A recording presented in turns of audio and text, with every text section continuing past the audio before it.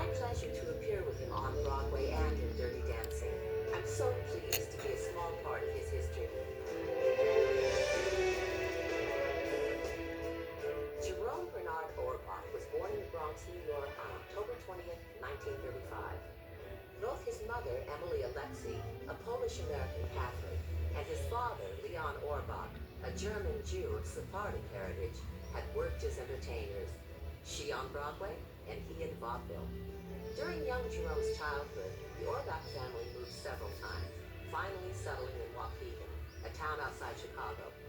Jerry's uprooted childhood and parents' diverse cultural backgrounds made acting and storytelling an inevitable birthright. Like a chameleon, he blended into new surroundings and enjoyed his gift for mimicking the voices of such radio stars as Al Jolson and the Lone Ranger. Jerry's talent was encouraged by his family as he took roles in numerous school plays. After high school, he continued to develop his acting skills in regional theater. A key lesson learned during this period, one that added assurance to his loose-limbed gait and hangdog face, was, as he once said, how not to do too much with my eyebrows. After briefly attending Northwestern University, Jerry moved to New York City in 1955, where he studied with Lee Strasberg at the Actors Studio.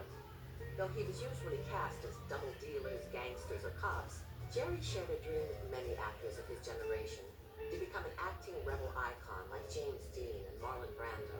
But a different and no less distinctive path lay ahead of Jerry Orbach. In 1960, he took the leading role of El Gallo in the off-Broadway show called The Fantastics. The pay was a pittance of $45 a week, but the show became one of the mainstays of New York theater, running for more than 40 years. Jerry continued to build his reputation. He received a Tony nomination as Sky Masterson in the 1965 production of Guys and Dolls. Critical raves continued, and in 1968, Jerry won a Tony for his performance in Promises, Promises, a show in which I was in the chorus. In 1975, Jerry originated the role of Billy Flynn, a smooth-talking lawyer in Chicago. The Bob Fosse, Fred Ebb, John Kander musical about celebrity criminals. His rendition of Razzle Dazzle and We Both Reached for the Gun turned these songs into instant classics. Another one of Jerry's landmark performances during this period was as the director Julian March in 42nd Street. This would be Jerry's final show on Broadway. To watch Jerry on stage during these years was to witness a true artist working at the height of his craft.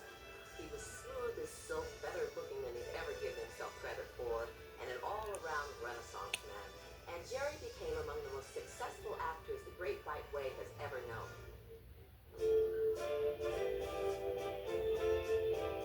After a legendary decade on Broadway, Jerry entered the 1980s with a desire to shift directions and work in film and television. Jerry appeared in Sidney Lumet's police drama Prince of the City and in Woody Allen's Crimes and Misdemeanors, playing a ruthless murderer. Television offers mounted as well, and he worked on numerous shows, including Murder, She Wrote, Empty Nest, Who's the Boss, FX, and The Golden Girls. In 1987, Jerry and I came together again for a film that became part of the cultural landscape of the 1980s, Dirty Dancing. As Dr. Jake Houseman, Jerry embodied the spinning moral compass of changing times.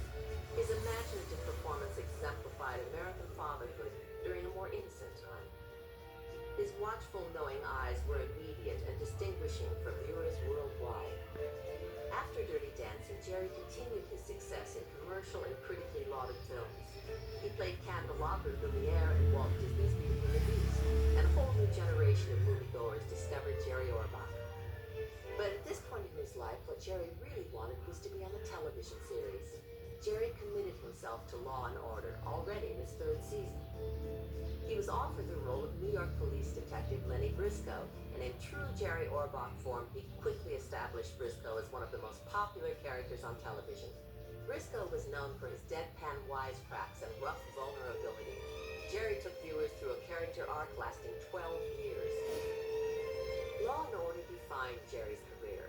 Not only was he a beloved star, but he also personified New York. A lifelong New Yorker, he inhabited and embodied the Big Apple like few other actors. Former Mayor Rudolph Giuliani called Orbach a friend to all New Yorkers and a devoted ambassador of the city.